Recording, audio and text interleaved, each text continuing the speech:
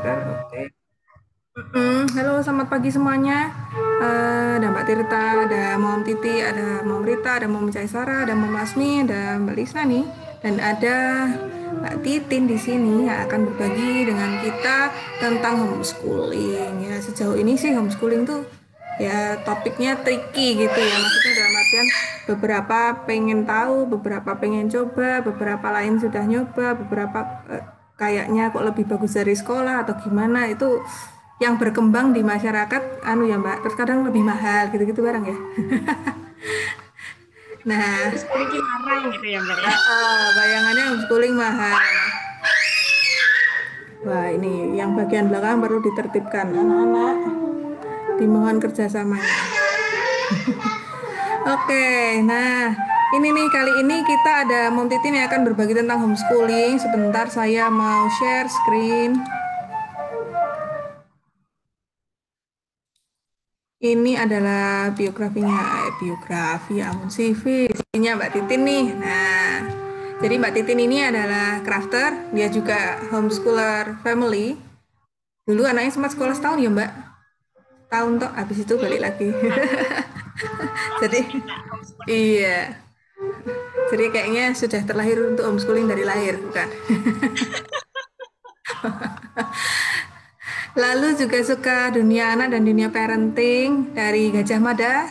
Kuliah di Gajah Mada, punya pengalaman kerja di Plan Indonesia PU Grobogan, lalu Center for Health Policy and Social Change. Ada juga kerja di PKP IDIY. Saat ini tentu saja memfasilitasi kegiatan homeschooling anak-anaknya. Lalu dia PJ Emas Sport Adventure di Bumi Asri dan koordinator Simpul Kediri. Perkumpulan Homeschooler Indonesia. Jadi ada Perkumpulan Homeschooler Indonesia. Kalau nanti teman-teman bergabung di homeschooling, eh, ada komunitasnya sehingga nanti untuk apa yang namanya misalnya, oh harus gimana sih setelah ini ujian atau dan lain sebagainya itu ada di PHI info-infonya gitu. Lalu Mbak Titin ini adalah ini nih dia senang sekali berbagi ilmu dan belajar hal baru. Kalau teman-teman mau kontak apa nih IG-nya tuh ada di tik nih agak susah ya DIKTNI ya Mbak. Mah, tolong nih mah. Memang saya anak soalnya Mbak Dian dari kakak. Agak susah tapi ya. Ya. Nah, itu lalu Mbak Titin ini juga founder komunitas Riang. Jadi komunitas di mana anak-anak itu biasanya memberikan presentasi sendiri, terus bikin undangan sendiri dan lain sebagainya gitu-gitu ya. Ya, tapi bulan ini agak vakum ya Mbak ya, soalnya baru bulan Hmm, puasa gitu. berkelas. Nah, oke, ini sekilas CV dari Mbak Titin. Mbak Titin ini anaknya dua, cewek dan cowok. Nah, yang gede itu sebaraan sama anak saya. Saya pertama kali kenal Mbak Titin ini dulu di kemahnya Sido Kemah. Jadi itu sebetulnya tuh kayaknya kemah khusus orang-orang homeschooling, ya nggak Mbak? Ya harusnya ya Mbak ya. Begitu ya. Lumayan Terus tertarik. Terus karena Mbak Titin tendanya di sebelah, akhirnya saya tanya-tanya. Tanya-tanya terus dia Bikin omongin, ini kaget loh, Mbak. yang Solo iki. Oh ya ya ya. Terus gimana Mbak belajarnya? Terus ada tertarik terus mencari-cari ide, dilalah kok ya pandemi. Oke, dok, aku terjawab aku bisa homeschooling gara-gara pandemi gitu. Nah, walaupun pas sini ya rada alasannya mengirit biaya gitu ya. Pas kerjaan kosong, tapi terus ternyata oh ya menemukan sisi asik dari homeschooling. Nah, teman-teman Jadi ini waktu sebenarnya ya. bener Mbak. Waktu selanjutnya saya serahkan ke Mbak Titin. Ini gimana Mbak? Nanti Mbak Titin presentasi, teman-teman baru tanya setelahnya atau boleh langsung present nih Mbak kalau misalnya ada yang mau ditanyain. Langsung ngobrol aja lebih enak kayaknya Mbak Dian. Oke, siap. Jadi teman-teman kalau mau tanya silahkan ya buka open mic aja, langsung ditanya. Oke, waktu Mbak Titin saya serahkan. Oke, terima kasih Mbak Dian. Selamat pagi teman-teman semuanya. Semoga Pagi. eh, kita bisa ngobrol banyak. Nanti kalau misalnya ada beberapa teman yang pengen tahu, kita bisa ngobrol. Sebenarnya kalau dibilang pakar, sebenarnya bukan pakar juga sih ya, karena memang kami masih masih awal-awal gitu. Dari kecil memang anak saya itu sudah kami memang sudah memutuskan untuk homeschooling, cuma karena beberapa alasan Waktu itu anak saya yang kedua sakit, kami sering bolak-balik ke Dokter Sutomo. Akhirnya anak saya yang kedua itu eh, ditawarin untuk masuk sekolah waktu itu TK semester kedua dan dia mau gitu. Lalu kelas 1 juga dia katanya pengen masuk sekolah dulu. Soalnya di SD-nya itu diajari nari pakai lagunya Blackpink. Anak saya waktu itu masih seneng K-pop gitu. Jadi pengen sekolah soalnya pengen diajari nari pakai lagu Blackpink. Terus kelas 2 dia minta untuk homeschooling lagi, katanya lebih lebih nyaman dia dengan homeschooling gitu. Saya izin share screen ya Mbak ya. Nanti kalau misalnya teman-teman ada yang pingin Iya, ya, Mbak. ngobrol-ngobrol, silahkan langsung saja.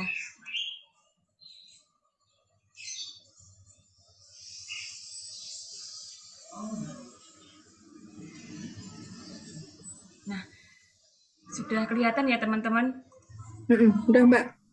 Ya, eh ini Omah Oten itu eh apa ya?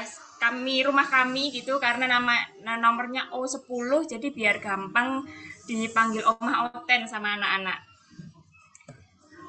Nah, alasan kami kemarin saya dan suami sebenarnya awalnya itu saya yang pingin homeschooling gitu karena pas anak saya umur 1 tahun kebetulan saya itu lupa ya saya gimana itu masuk ke websitenya Charlotte Mason Indonesia gitu. Jadi pas saya baca-baca di situ saya baru tahu ternyata oh ada ya pendidikan itu yang nggak harus sekolah. Jadi meskipun nggak sekolah tapi tetap bisa dapat ilmu kayak gitu.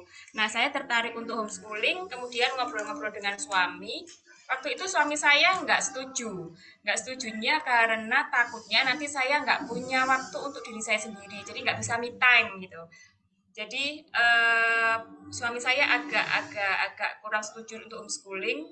Kemudian ketika kami pindah ke Jogja, ketemu dengan komunitas homeschooling waktu itu. Jadi itu pertama kalinya Mbak Ellen dari PHI itu datang ke Jogja untuk ngobrolin tentang perkumpulan homeschooler Indonesia. Nah di situ kami berdua datang, bertiga sama anak saya. Kemudian ngobrol-ngobrol, dari hasil ngobrol itu kemudian saya dan suami memutuskan untuk oke, kita homeschooling untuk anak-anak. Waktu itu anak saya umur 5 tahun. Dan sampai sekarang karena kami belum menemukan sekolah yang sesuai dengan visi pendidikan keluarga kami, akhirnya kami memutuskan untuk homeschooling. Kemudian yang kedua, kenapa itu saya ingin homeschooling? Karena eh, kok rasanya sayang gitu anak-anak kalau sekolah kan sebenarnya lebih banyak waktunya di sekolah ya. Saya ingin waktunya itu lebih banyak bareng saya, terutama karena suami saya kerja dari pagi sampai malam. Gitu.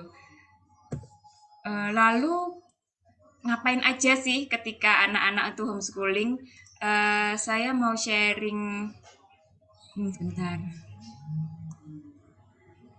Ini kegiatan VEO ketika homeschooling. Kebetulan ini portofolio yang kami kumpulkan ke PKBM karena kami ke PKBM di Piulang Becik. Ini portofolio VEO yang berisi kegiatan-kegiatan selama VEO homeschooling. Ini dia ikut sekolah minggu, kemudian dia juga kontribusi dalam pekerjaan rumah, membantu pekerjaan sehari-hari. Kemudian untuk wawasan dan pengetahuannya, kami belajar bahasa Inggris ini Inggris Masif, ini program gratis dari pemerintah Kota Kediri. Kemudian dia juga ikut Kids Academy dulu, sekarang sudah selesai. Kemudian ikut kelas-kelas menulis kreatif bersama komunitas Rian juga. Lalu ikut les matematika, ini dengan The Skill. Kemudian untuk keterampilan personalnya, ini dia ikut yoga setiap hari Sabtu sore. Dulu ikut renang, tapi dia berhenti. Kemudian ini keyboard, karena saya untuk art ini nol. Saya nggak ngerti. Jadi untuk yang art, ini dia ikut kelas berbayar ataupun kelas gratis. Jadi memang kami senang cari kelas gratisan. Ini juga eh, keterampilan sosialnya dia ikut riang. Jadi riang itu nanti anak-anak bisa jadi pembicara sendiri, bikin eh, macam-macam sendiri, kemudian ikut kelas.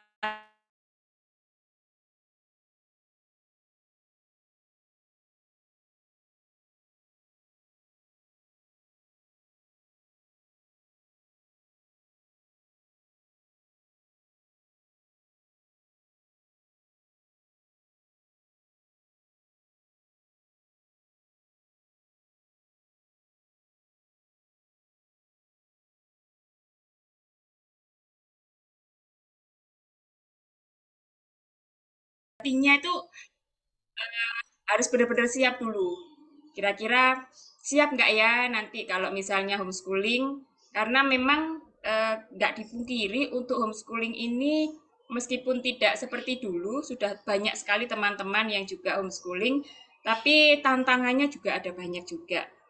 Kemudian waktu, ini yang biasanya ditanyakan. Kalau misalnya ibu bekerja atau ayahnya bekerja atau dua-duanya bekerja, kira-kira bisa nggak ya kalau misalnya ingin homeschooling?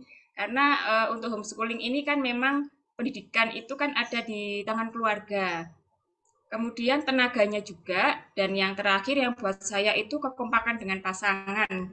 Karena biasanya kalau misalnya hanya satu yang kekeh, sedangkan pasangannya kurang kurang setuju dengan homeschooling, itu nanti juga hasilnya akan berbeda kalau misalnya memang pasangan ini memutuskan untuk homeschooling bareng-bareng. Kemudian ini biasanya, wah ya ini homeschooling tuh biasanya buat orang kaya gitu. Ini yang banyak juga yang ditanyakan sih. Kira-kira kalau homeschooling itu bayarnya berapa kayak gitu. Kalau soal biaya homeschooling itu sebenarnya sangat fleksibel ya, tergantung masing-masing keluarga. Ada beberapa keluarga yang pengeluarannya nggak banyak karena banyak hal yang dihandle sendiri. Kemudian kelas-kelas seperti kami banyak nyari kelas gratisan. Makanya biasanya saya tuh memantau statusnya Mbak Dian karena Mbak Dian tuh sering kali ngasih info ada kelas gratisan gitu. Terus kemudian terbantu banget juga dengan adanya STEAM Lab karena di STEAM Lab ini kan banyak juga kelas buat anak-anak ya yang kami sendiri tidak terpikirkan untuk melakukan hal seperti itu gitu. Jadi kalau di keluarga kami pengeluarannya itu hanya untuk yang pertama itu untuk SPP PKBM. SPP PKBM ini per bulannya itu 100.000. Lebih murah daripada SPP anak saya ketika dia TK dan SD dulu. Jadi kalau dipikir lebih murah gitu. Terus yang harus ada juga buat kami karena memang kebetulan VO itu kebanyakan kegiatannya itu online, itu internet. Dan karena kami di sini satu RT itu internet bareng-bareng, jadi setiap bulannya itu menghabiskan itu 50.000. Jadi yang pasti itu 150.000. Ini kalau misalnya dibandingkan dengan SPP ketika SD dulu, susuk hitungannya ya. Kembalinya banyak. Lalu karena tadi saya bilang saya untuk art itu benar-benar nol gitu ya. Dan kami inginnya anak-anak itu kan sebenarnya visi pendidikan kami itu anak-anak bisa survive gitu. Jadi untuk eh, akademis kami nggak terlalu mengejar karena memang tujuannya anak-anak nanti ketika dewasa dia bisa hidup dengan baik, bisa memanfaatkan apa yang dimilikinya untuk hidupnya gitu. Jadi untuk seni itu memang kami meminta anak-anak itu untuk ikut seperti tadi.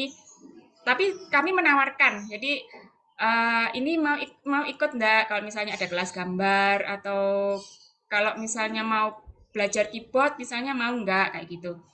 Jadi kalau untuk les-les ini di di bawah 500 lah ya.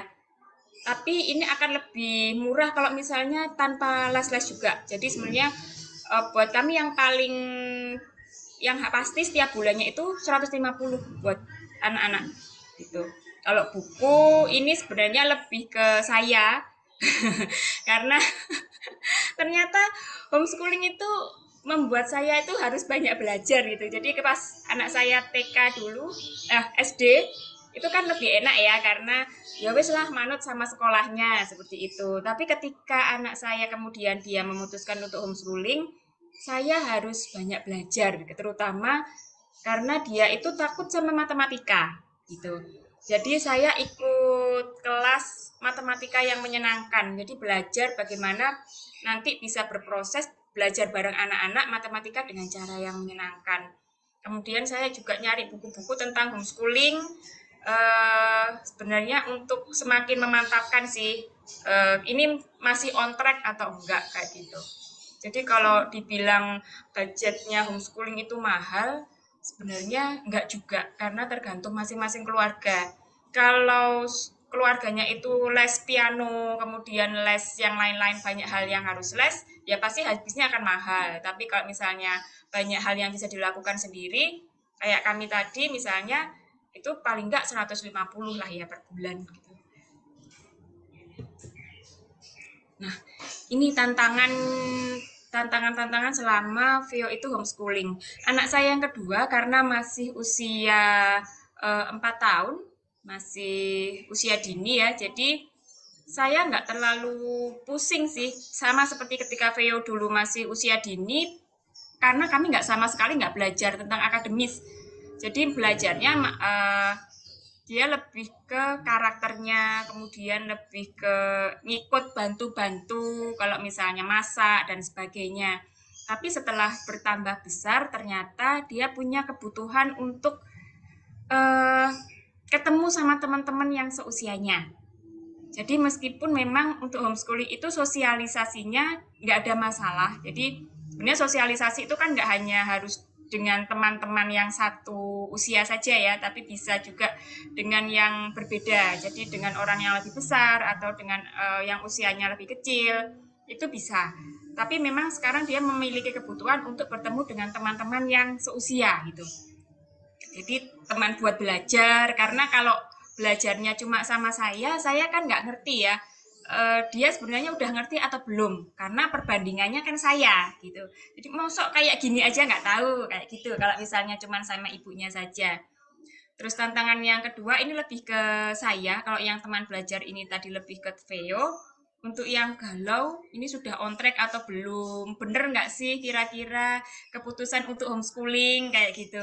Karena semakin besar itu anaknya semakin, aduh kayak Mbak Dian pasti juga ngerasain itu. Heeh.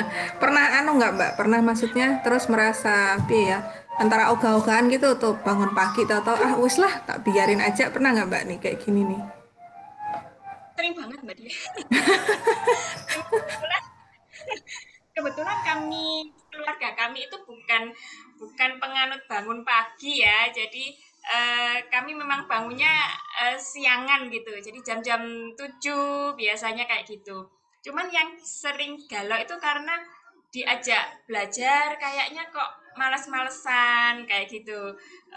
Kadang-kadang saya tawarkan juga sih ke Veo itu mau sekolah aja po kayak gitu karena mau nggak mau sebenarnya sekolah itu kan membuat anak jadi harus bertanggung jawab gitu kan ya.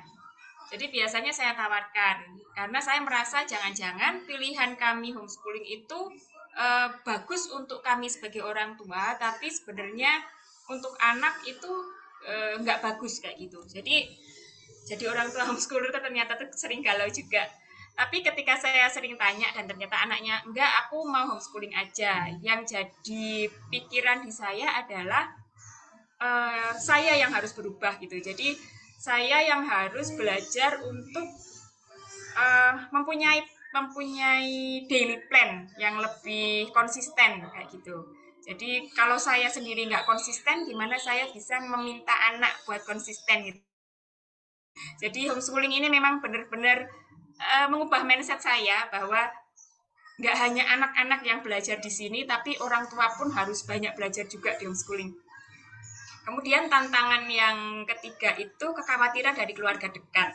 Kebetulan orang tua saya itu bukan tipikal orang tua yang menyuruh anaknya harus begini begitu. Tapi ketika saya dan suami memutuskan untuk homeschooling, awalnya mereka tuh tanya, eh, kenapa kok harus homeschooling, terus nanti sosialisasinya sama teman-teman gimana, terus pelajarannya seperti apa. Karena saya bukan tipikal orang yang suka ngomong banyak, saya biasanya meletakkan dulu ini buku dari Rumah Inspirasi ini saya taruh saja di meja tamu karena bapak saya itu orangnya suka baca. Jadi saya taruh di situ, kemudian bapak saya setiap kali duduk itu ambil kemudian baca-baca. Nah, dari situ saya nggak perlu banyak jelasin karena bapak saya sudah membaca di sini. Oh, ternyata homeschooling itu bagus ya, kayak gitu. Akhirnya ketika ada keluarga yang lain, yang bukan keluarga kami, maksudnya bukan orang tua kami nanya itu, bapak saya bisa ikutan jawab kayak gitu. Dan saya tipikalnya ya masalah lo gitu kan. Orang tua maksudnya kami keluarga kecil kami sudah oke untuk ini dan kami nggak mengganggu orang lain, kami jalan terus kayak gitu. Nah, dari tantangan-tantangan tadi yang kami lakukan karena Veo butuh teman belajar, waktu itu saya berpikir untuk mengajukan diri menjadi spot English Masif karena kebetulan kan di Pemkot Kediri itu punya program belajar bahasa Inggris gratis. Jadi kami hanya menyediakan tempat saja untuk tutor, kemudian materi dan sebagainya itu disediakan oleh pemerintah kota. Jadi saya kemudian mendaftar untuk menjadi spot English Masif. Tujuannya supaya anak-anak di sekitar rumah itu bisa datang ke rumah untuk belajar bahasa Inggris secara gratis. Dan ini membantu buat Veo dan saya terutama. Karena ketika ada beberapa yang datang, anak saya jadi kenal juga dengan yang dulu nggak kenal, karena kebetulan tidak hanya di sekitar rumah saja, tapi dari beberapa tempat lain itu juga datang. Jadi kenal dengan anak baru, kemudian bisa belajar secara offline, secara langsung, karena tipikal anak saya ternyata lebih gampang masuk ketika dia belajar langsung dengan teman-temannya. Kemudian juga dia jadi tahu eh, kekuatannya dia itu di posisi mana gitu. Jadi ketika ada teman-teman yang belajar bareng, kalau teman-teman yang sekolah kan tahu ya, oh ini dibandingkan ini ternyata aku kurang di readingnya misalnya atau di writingnya. Ketika ada beberapa teman yang belajar bareng ternyata bisa tahu dan bisa ngobrol bareng juga. Kemudian saya juga membuat taman baca.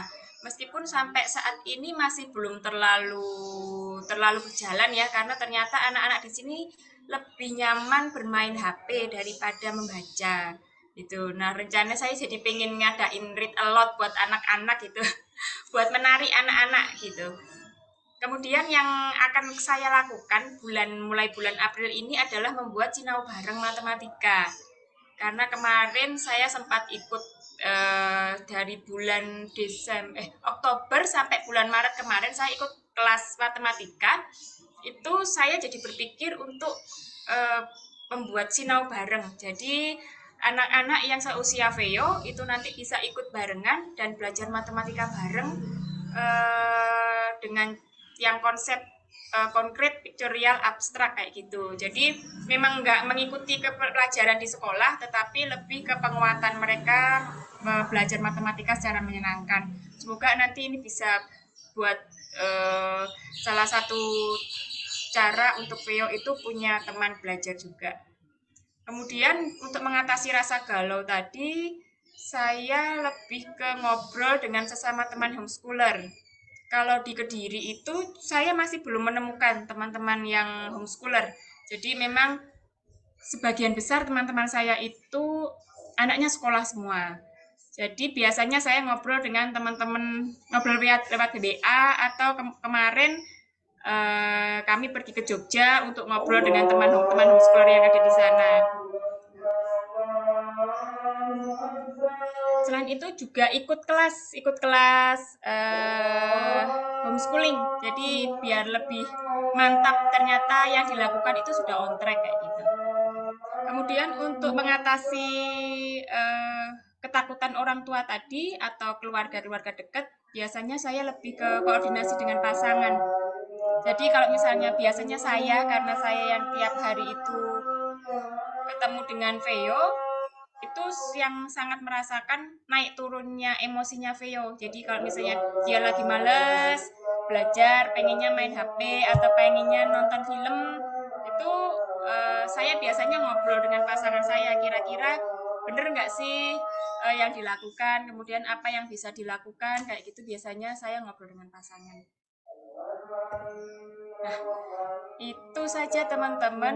Eh, Kalau misalnya ada yang ingin ditanyakan, monggo. Karena memang ini masih itu ya, masih kami sampai saat ini masih bongkar pasang metode yang tepat.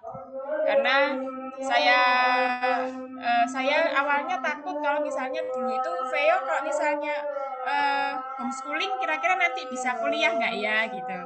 Karena kan biasanya untuk masalah eh, apa ya legalitasnya homeschooling itu kan ada beberapa orang yang masih belum tahu dari SD misalnya nanti dari homeschooling bisa masuk sekolah atau enggak kayak gitu. Kalau dari beberapa teman yang homeschooling sampai sekarang itu tidak masalah juga, dan ketika Veo homeschooling kemarin juga oleh guru kelasnya itu sudah diberitahu kalau misalnya Veo nanti pengen sekolah lagi bisa masuk sekolah lagi seperti itu. Dan juga beberapa teman ternyata juga anaknya nggak mengalami kesulitan ketika dari homeschooling dia akan kuliah atau dari homeschooling dia masuk SMP sekolah formal juga bisa. Begitu Mbak Dian. Iya, Mbak. Nah, ini Mbak. Uh, Bentar. Tadi aku baca pertanyaan yang ada di itu ya, Mbak, yang ada di chat. Jadi tadi ini ada dari Mbak Rana ini. eh Kok bisa ya Pak ya menanyakan tentang standar kelulusan dengan skor di setiap subjek yang tadi ada di paparan kurikulum itu Mbak. Gimana sih kalau misal kita tuh sebagai orang tua homeschooler terus kita mau ngasih nilai ke anak-anak nih. Nah, Mbak Titin patokannya apa? Misalnya anak kita bisa banget nih, boleh nggak sih ngasih nilai 100 atau mungkin misalnya anaknya burung patek mudeng, boleh nggak kita kasih ya 50, 60 gitu. Boleh nggak Mbak? Atau ada pertimbangan apa gitu. Kadang kan mikirnya loh, lah wong tuane dhewe kok layak lah dikei apa nilai bagus misal loh ya, kan ada tuh yang gitu. Nah, ya, monggo dijawab, Mbak. Ya, ya, terima kasih Mama Rana tadi ya. Itu kalau untuk Veo kemarin, untuk beberapa penilaian saya langsung ke guru lesnya. Jadi karena Veo ikut yoga, saya langsung minta ke guru yoganya. Kemudian untuk keyboard, karena setiap penaikan itu kan mereka juga melakukan kayak ulangan gitu kan ya.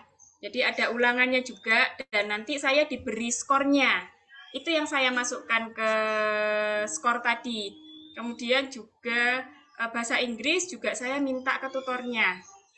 Jadi setiap apa ya? Ini kemarin juga Veo habis ujian juga. Jadi setiap ujian tuh biasanya dari mereka ada penilaiannya. Untuk pelajaran-pelajaran lain yang kebetulan saya nggak pakai tutor, seperti matematika, itu biasanya saya lihat ke kemampuannya dia. Sudah mengerti atau belum gitu. Jadi awalnya Veo itu dia memutuskan untuk homeschooling itu dia kelas 2. Tapi karena saya lihat matematikanya dia dasarnya kurang bagus, akhirnya kami kembali lagi belajar mulai pelajaran kelas 1. Nah, dari situ saya lihat kemampuannya dia. Jadi kalau misalnya dia sudah bisa seperti misalnya sudah bisa perkalian, sudah paham seperti itu, nanti nilainya seberapa. Kalau misalnya belum paham juga eh, nilainya juga nggak kalau buat saya juga nggak bagus karena kebetulan di PKBM kami kan memang tidak terlalu itu ya Mbak Dian. Nilainya itu tidak terlalu penting gitu. Kalau karena buat kami memang nilai nggak terlalu penting, yang penting buat kami itu adalah dia memahami apa yang dia pelajari seperti itu. Jadi kalau misalnya memang dia masih belum bagus, ya saya akan kasih nilai yang nggak bagus gitu. Kalau misalnya dia sudah paham, eh, saya akan kasih nilai dia yang bagus seperti itu. Karena saya gimana ya, saya memberikan nilai itu kan saya setiap hari mendampingi belajarnya. Jadi saya tahu perkembangan dia, oh yang dulunya misalnya perkalian dia masih menghitung dengan jari, ternyata sekarang dia bisa bisa sudah bisa melakukannya dengan baik. Nah, seperti itu sih, Mbak Dian. Oke, Mbak. Jadi ini penilaian itu bisa kita mintakan dari guru les ya, atau bisa kita mintakan dari tutor, atau misalnya kalau kita sendiri melihat, oh anak ini bisa, mungkin kita kasih skala gitu kali ya, Mbak ya. Bisa Ya, perkalian ya, satu, bisa menyelesaikan soal ya, dua gitu ya. Nanti sampai akhirnya jadi 10, mungkin ada 10 kriteria atau berapa kriteria gitu ya, Mbak ya. ya memang biasanya saya eh, bikin kriterianya sih Mbak Dian. Jadi misalnya Oh, untuk oke oke. matematika dia Heeh. ada capaiannya misalnya ya. Untuk literasi misalnya dia mampu memahami gagasan dalam Hmm. cerita. Kemudian misalnya bisa menulis cerita atau bisa menulis cara melakukan sesuatu. Nah, Heeh. jadi Lah itu kepeannya dari mana, Mbak? saya Apa bikin bikin sendiri. sendiri? Ya, saya bikin sendiri. Rajin sekali. Jadi misalnya kalau matematika bisa menyelesaikan apa kata-kataku hingga 6 angka. Nah, dia sebenarnya kalau misalnya belum bisa ya nggak mau saya ngasih 100 gitu kan. Buat apa 100 kalau ternyata Ah, dia belum benar-benar. bisa gitu. Jadi saya bikin capaian akhirnya per tahun. Jadi dia Oh, oke, sudah oke, yes. capai ada ya sudah sesuai belum capaiannya seperti itu. Kalau misalnya belum sesuai ya nggak dapat nilai bagus gitu. Atau misalnya kita kan tahu kan karena kita bikin capaian, oh sudah bisa nih 80% sudah tercapai gitu. Oke, dikasih 80. Atau oh ternyata masih 60% nih, dia masih tercapainya. Oke, dikasih 60 seperti itu. Nah, ini Itu pakai referensi anu nggak Mbak? Maksudnya buku-buku dari sekolah nggak misalnya capaiannya itu atau kita ya berdasar pengalaman kita aja nih. Kayaknya kita dulu belajar ini ya berarti capaiannya ya kira-kira beginilah gitu. Atau memang ada kayak website khusus atau mungkin Mbak Titin kayak lihat buku pelajaran di sekolah. Oh, ternyata harusnya capaian tuh kayak begini-begini. Atau mungkin ada solusi kayak misal misal misal tuh kita tuh orang tua yang males banget tuh bikin kayak begitu. Mbak. ya beberapa orang tua yang saya kenal itu mereka beli apa ya kayak beli kurikulum gitu ya, Mbak ya. Jadi Hmm. Mm-mm. biasanya sih beli kurikulum dari luar negeri, Cambridge atau apa gitu. Jadi di sana kan sudah Mm-mm. ada capaiannya. Atau Lebih enak teman-teman ya. yang Mm-mm. atau yang calon Mason biasanya mereka punya capaiannya sendiri gitu kan. Nah, Mm-mm, yang karena di web itu ya.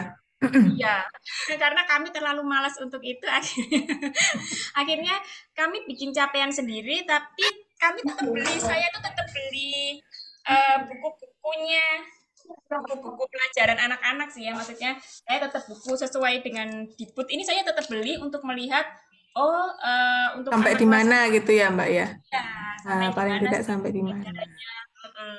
Jadi paling enggak saya tahu meskipun materinya saya nggak melulu ambil dari situ dan nggak harus sama sih karena enaknya homeschooling itu kan kita bisa meracik sendiri yang ingin dipelajari, yang penting untuk dipelajari anak-anak buat kami itu apa. Makanya setiap keluarga itu pasti berbeda-beda untuk setiap keluarga homeschooler. Seperti itu, Mbak Mm-mm. Dian. Oke, ini tadi terus dari Mbak Tirta, ini kampung Inggris Pare ya, Mbak Anu Mom Titin katanya. Saya jauh banget dari Pare, Mbak Oh, jauh Tirta. dari Pare.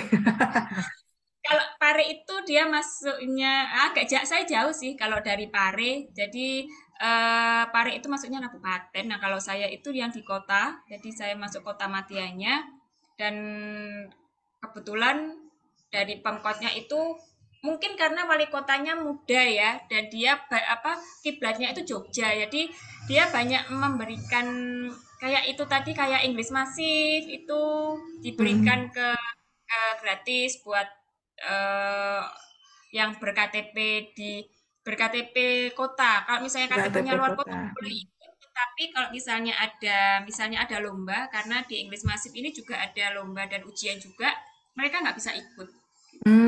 Oke. Makasih, Mbak. Terus yang ini nih ada dari Mom Evi, Mbak. Eh, Ya. Maaf tadi saya ikut Zoom sambil aktivitas lain. Udah dibahas belum ya pertanyaan saya? Guru homeschooling itu bisa didatangkan dari luar juga nggak, Mom? Bukan orang tua yang ngajar gitu, Mom. Atau malah ya anggapannya tuh gini Mbak, beberapa teman-teman aku tuh tanya dong, nih homeschooling berarti apakah orang tua ngajar semua? Atau kalau dari homeschooling, apa gurunya datang ke rumah? Kayak gitu-gitu. Ada yang bertanya seperti itu, ada yang loh lah terus kalau misalnya didatangin dari luar, kenapa nggak? Maksudnya mungkin yang kita ke sananya. Ada PKBM-nya tergantung PKBM bukan sih Mbak? Ya ada Ya, yang gitu ya. jadi kebetulan Kak, sebenarnya di ada beberapa teman banyak ya banyak teman homeschooling itu mereka yang tergabung di PKBM. Jadi nanti setiap homeschooler itu kan pasti ketika dia akan kenaikan kelas atau kelulusan. Kalau kelulusan kan nanti akan mengambil paket ya. Jadi ujian paket seperti Mbak Dian sekarang kayaknya sudah mulai siap-siap ya Mbak ya. Eh, jadi kami ikutnya di PKBM gitu. Kebetulan karena PKBM-nya di luar kota, kami tidak bisa ikut kegiatan offline PKBM itu. Tapi beruntungnya PKBM kami itu mereka punya banyak student club yang bisa diikuti oleh anak-anak dan juga orang tua. Kalau orang tua berarti parents ya, parents clubnya. Eh, kalau guru homeschooling itu sebenarnya di homeschooling itu orang tua tidak wajib untuk mengajar sendiri karena bisa siapa saja. Jadi di homeschooling itu sebenarnya bisa belajar dari siapa saja dan bisa belajar kapan saja gitu. Jadi kalau misalnya kayak saya nggak bisa seni, ya saya nyari orang yang bisa mengajari anak saya seni. Kayak tadi dia ikut keyboard, kemudian juga ikut kelas menggambar. Kemudian karena untuk olahraga, karena saya tidak bisa mengajari yoga, meskipun saya ikut, anak saya ikut kelas gitu.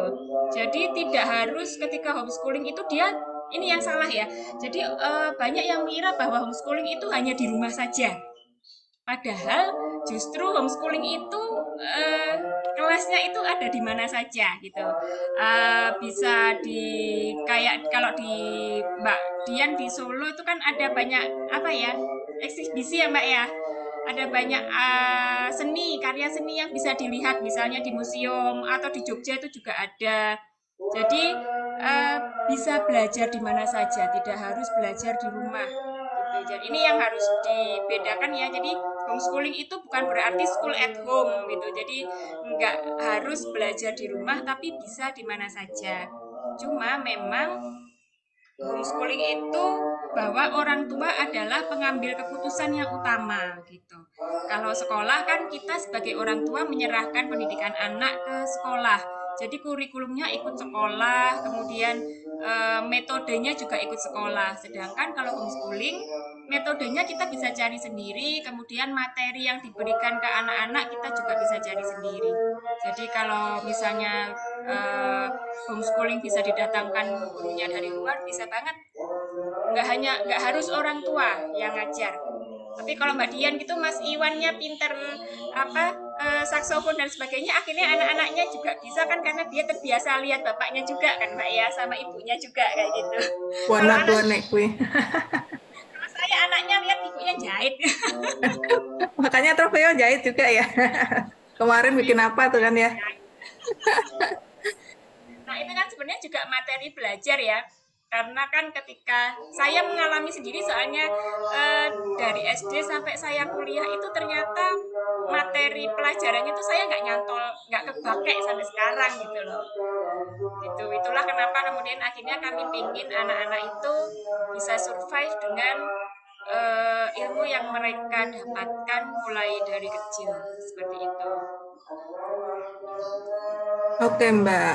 Terus ini ada dari semoga tadi udah menjawab ya Mom Titi pertanyaannya. Ada Mom Caesara Oktaviani yang tanya, Mom kalau mau homeschooling gitu, jadi biasanya nih biasanya berapa jam toh anaknya belajar per mata pelajaran dan total jam per harinya. Wah ini Mbak. Tadi kalau tadi udah disinggung nih bukan school at home nih, tapi apa? Nah, cuman kan kadang kita ini nih Mbak, maksudnya tetap ada kan ya kalau di sekolah kan kita punya sains, punya math, punya apa. Lah terus bisa nggak sih kayak di homeschooling itu ada patokan kita harus belajar mungkin akademis nyebutnya ya Mbak belajar materi akademis berapa jam atau kalau di Mbak Titin berapa jam nih? Saya nggak ada jam-jamnya. Kejujuran nih, Iya, saya juga keblak-blakan. jujur, saya nggak ada jam-jamnya gitu. Cuma memang misalnya matematika gitu ya, saya nggak pernah belajar khusus matematika hari ini belajar perkalian seperti itu. Di VEO saat ini pakai matematika ini, jadi Math Good and Beautiful pakai ini. Nah, sebenarnya dia ini materinya setiap hari saya minta dia itu belajar satu lesson. Jadi satu lesson itu cuma berapa ya? Satu, dua, cuma tiga lembar. Ya, dua lembar bolak-balik lah biasanya. Dua lembar bolak-balik dan kebanyakan ini soal cerita gitu. Jadi biasanya VEO itu nggak sampai setengah jam itu sudah selesai. Tapi karena ini buku bahasa Inggris, jadi sebenarnya dia tuh nggak cuman belajar matematika saja, tapi juga belajar bahasa Inggris dan saya juga gitu. Karena memang di sini ada kewajiban orang tua untuk ada beberapa cerita yang harus dibacakan oleh orang tua. Kemudian ada beberapa yang harus dijawab sendiri oleh anak-anak gitu. Jadi kalau ditanyakan berapa jam, ya seselesainya kalau kami. Karena buat kami semakin lama anak belajar itu sebenarnya eh, semakin turun konsentrasinya gitu kan. Jadi kalau misalnya dia setengah jam sudah selesai ya nggak apa-apa. Gitu. Atau kalau misalnya ada beberapa percobaan yang harus dilakukan ternyata lebih dari 1 jam dan dia masih menikmati ya nggak apa-apa.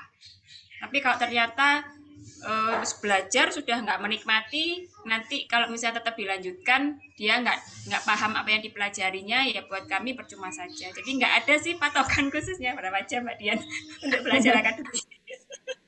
Nah, ini. Jadi itu ya Mbak, kadang orang kan mengiranya ke homeschooling kok nggak belajar gitu ya. Kenapa ke homeschooling kok nggak ada patokannya? Sementara mungkin di sekolah kan PKN 1 jam, matematika berapa jam, bahasa Inggris berapa jam.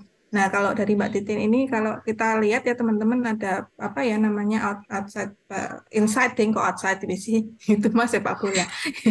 Insight baru bahwa eh, ya, itu tadi, selama anak itu tertarik dan bisa menyelesaikan dalam kurun waktu itu ya sudah, habis itu selesai gitu ya Mbak ya.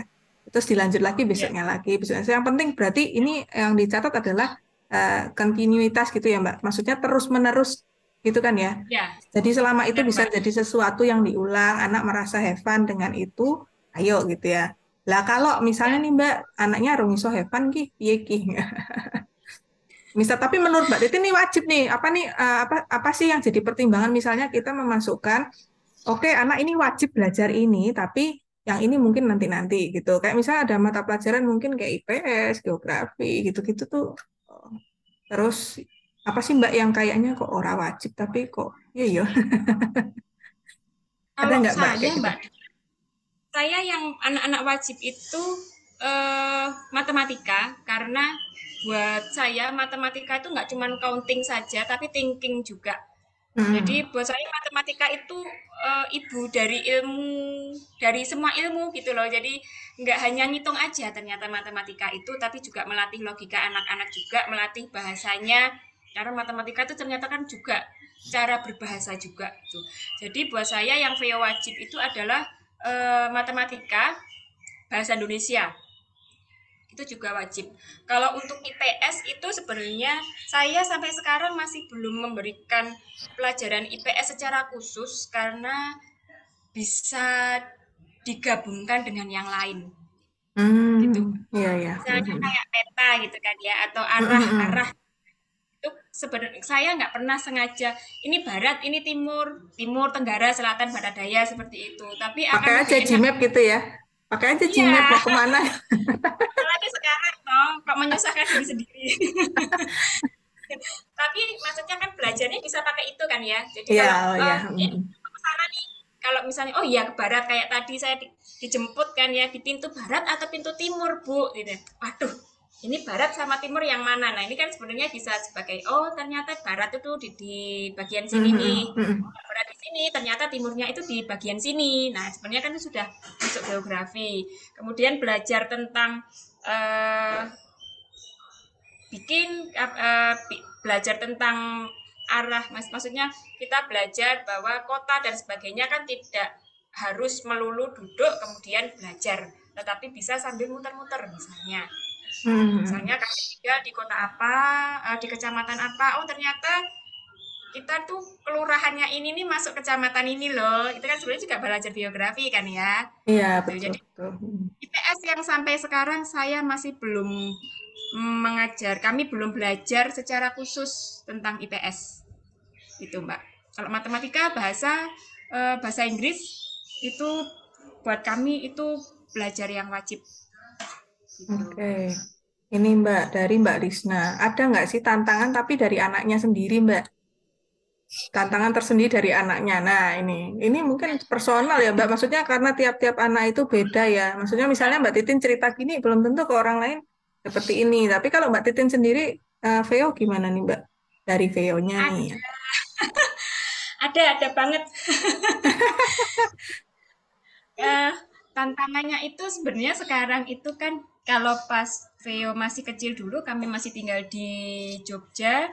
Kebetulan lingkungan kami itu kan banyak, bukan lingkungan kami ya, tapi di Jogja itu saya punya banyak teman homeschooler. Hmm. Jadi punya teman komunitas gitu kan. Untuk kegiatan-kegiatan biasanya mereka minimal lah sebulan sekali itu pasti ada kegiatan bareng. Mm-mm. Sedangkan ketika kami pindah ke Jogja, sudah lah nggak punya teman komunitas, kemudian saya bingung dengan, maksudnya saya masih mencari metode-metode yang tepat. Terus teman-teman yang ada di sini, anak-anak yang di sini itu kebanyakan mainnya HP gitu kan ya. Nah, jadi Mm-mm. tantangannya itu kan bertubi-tubi gitu kan. Eh Mulai dari mabar di sini masih belajar gitu kan, masih belajar, kemudian temennya datang, Mbak Veo gitu. Ketika sudah gitu kan dia dapat dapat apa namanya, distraksi kan ya, sudah ke distract, Ah, sudah akhirnya ya kalau dari tantangan dari anaknya kadang males gitu. Jadi dari dia sendiri kadang-kadang kan bosen mungkin ya harus belajar sendiri. Kemudian juga belum lagi gadget itu memang benar-benar harus kalau buat kami memang harus dibatasi kayak gitu. Karena itu yang jadi tantangan gitu kan ya. Terus apa ya? eh Sama itu sih Mbak, konsistensi. Tapi kalau konsistensi ini memang saya melihatnya dari saya sendiri, saya kurang konsisten untuk menjalankan planner, jadwal harian kayak gitu. Jadi kalau misalnya dari anaknya sebenarnya kalau saya niasa konsisten sebenarnya dari anaknya itu dia juga enak kok. Makanya saya dan suami itu kalau misalnya si Veo ini lagi susah diajak koordinasi, biasanya saya akan ngobrol sama suami sebenarnya yang kami lakukan yang kira-kira yang keliru itu apa kayak gitu. Karena hmm. biasanya kalau dari anaknya sendiri itu ada masalah, biasanya masalah utamanya itu di orang tua. Kalau buat kami, jadi apa yang Iya, harus iya. diperbaiki? Biasanya kami ngelihat ke diri kami sendiri kayak gitu. Ini kami dapat Oh. dari homeschooling juga sih kayak ini. Aku juga ya itu. Iya, jadi Pokoknya berarti homeschool ini berarti kayak belajar orang tuanya yo mau nggak mau ya tetap anu ya Mbak belajar karena tadi memegang tanggung jawab utama untuk si anak ini gitu ya pendidikan anak ini kita mau dibawa kemana gitu kan ya. benar, benar banget Mbak Dian. Hmm. Nah terus Kalau nih Mbak kadang kan orang mikir nih homeschooling itu tuh hanya untuk anak-anak yang wis jelas atau sudah jelas berbakat kemana atau misalnya wah lah rencana lah ibu bapak yang jelas iso ngajar misalnya ada juga yang bilang gitu tuh nah itu benar nggak Mbak atau sebetulnya Mbak Titin sendiri merasa aku ya belum menemukan anakku tuh anunya di sini atau mungkin aku sebenarnya ya ora iso tapi tak isak-isak kayak apakah seperti itu gitu Mbak. Hmm. sampai sekarang saya tuh masih belum tahu Veo itu ketertarikannya gimana gitu. Jadi kalau ngelihat anak temen yang kebetulan usianya sama atau ketika di usia yang sama mereka tuh sudah menemukan ketertarikannya di mana, sampai sekarang saya itu belum melihat Veo itu kuatnya di mana. Jadi di seni juga kayaknya belum tertarik di situ. Kemudian di menulis juga dia nggak suka gitu kan. Jadi sampai sekarang kami masih mencari dia itu ketertarikannya di mana. Kadang-kadang, bukan kadang-kadang sih ya, sering saya itu gregeten gitu kan. Ini sebenarnya Cah Kiki dia kekuatannya di mana sih? Tapi kemudian biasanya nanti suami yang kemudian yang saya ajak ngobrol dia kemudian bilang bahwa yo nggak apa-apa kalau memang masih belum gitu kan. Yang penting buat kami itu dia dipaparkan ke banyak hal supaya dia mengerti, dia bisa mengalami banyak gitu kan ya, bisa belajar banyak hal. Jadi kalau misalnya homeschooling itu buat anak-anak yang sudah menemukan passionnya kemana, sebenarnya enggak juga sih Mbak. Soalnya Vio sampai sampai kayak sekarang belum, dan saya sampai sekarang itu sebenarnya juga opo yo iso sih saja ini. Saya itu sebenarnya juga masih merasa aduh kayaknya aku nggak bisa deh ya. Cuman kalau saya sendiri aja merasa saya nggak bisa gitu. Gimana saya bisa mengajak Veo untuk belajar sesuatu yang baru. Itu sih, itu aja. Makanya saya memaksa diri untuk ikut kayak kemarin ikut kelas matematika gitu. Ya supaya saya bisa memahami dan Veo juga melihat bahwa orang tuanya itu juga belajar loh. Nggak cuma dia aja yang disuruh belajar. Kayak gitu. Gitu Mbak.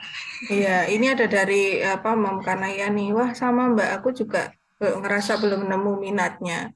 Ini mungkin Cakep ada Mbak. ada batasannya apa Mbak? Maksudnya kita mengenalkan hal baru, terus maksudnya ada batasannya nggak? Misalnya, wah, udahlah tak coba 3 kali kok koyo anaknya nggak respon, nggak terlalu oke, oke lah ganti yang lain. Atau kita ikut ritme anak, atau kita punya periode yang tertentu gitu. Kayak misalnya tadi tuh Mbak Titin bilang renang, tapi terus akhirnya kok nggak jadi renang lagi nih, kita mutusin untuk yoga. Nah itu setelah berapa periode Mbak? Maksudku, apakah setelah sebulan, atau karena memang Veo sendiri yang ngomong, mah kayaknya aku capek deh, kayak gitu-gitu. Atau gimana Mbak? Melihatnya Untuk jadi di omit gitu. ya, kalau untuk renang kemarin kami berhenti soalnya itu pandemi ya. Kami nggak berani gitu. Kalau Veo-nya sendiri sih sebenarnya dia saya lihat dia masih menikmati gitu. Tapi karena pandemi kami berhenti. Dan untuk mencoba hal baru, kami nyobanya itu 3 bulan, Mbak.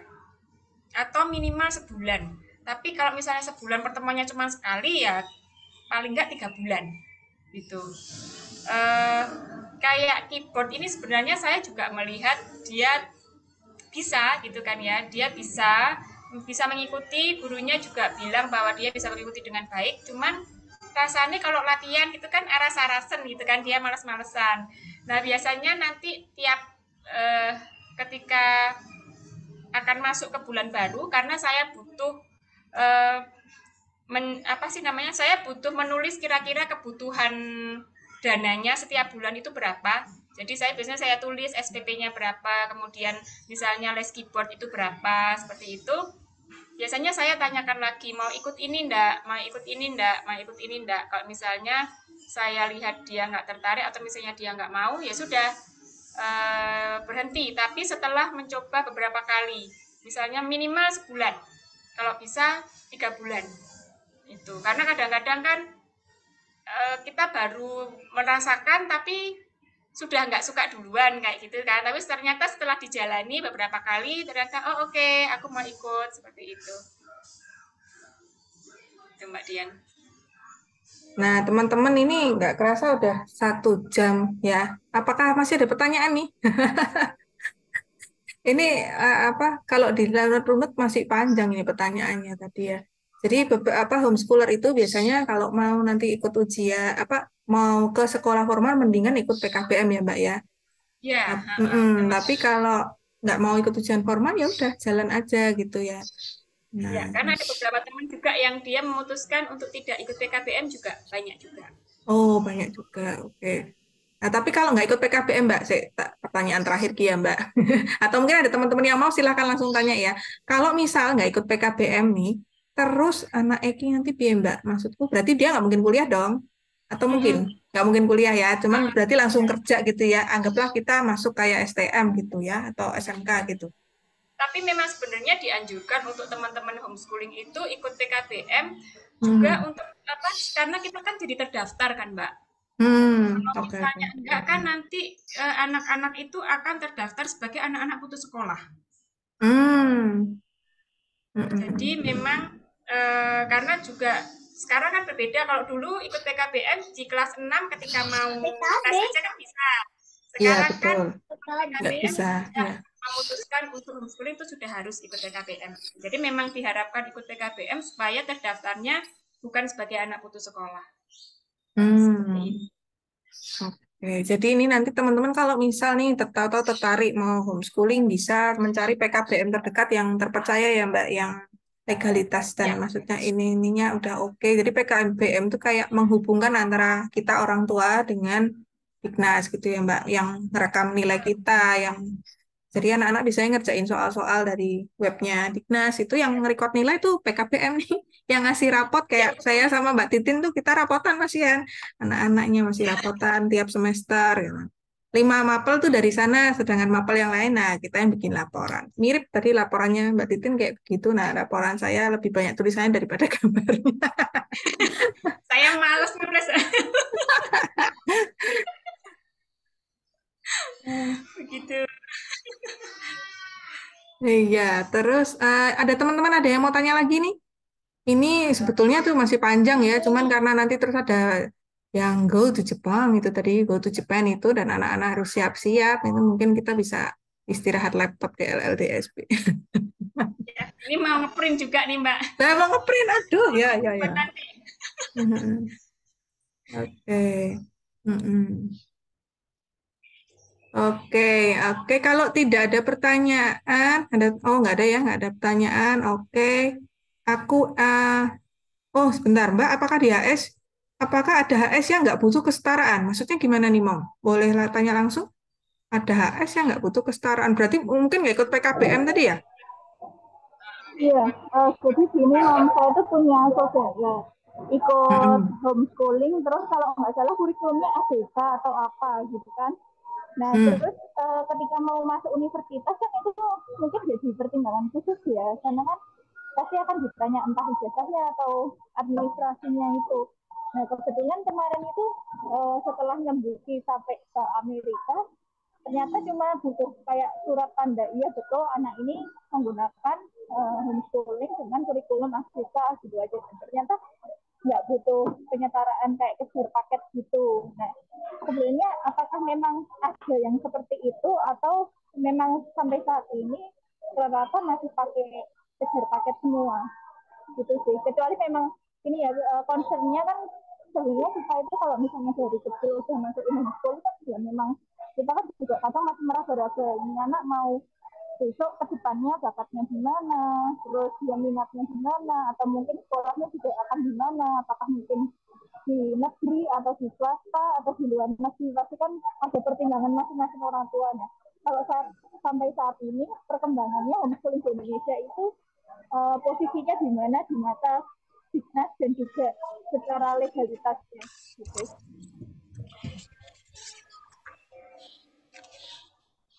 Ya, uh, Mbak, apakah ada yang oke. seperti itu? Kayaknya dulu kalau ikut kurikulum apa itu ada ya, maksudnya tinggal pakai yang dari kurikulum apa, ikut ujian terus sudah berangkat gitu ya, kayaknya ya.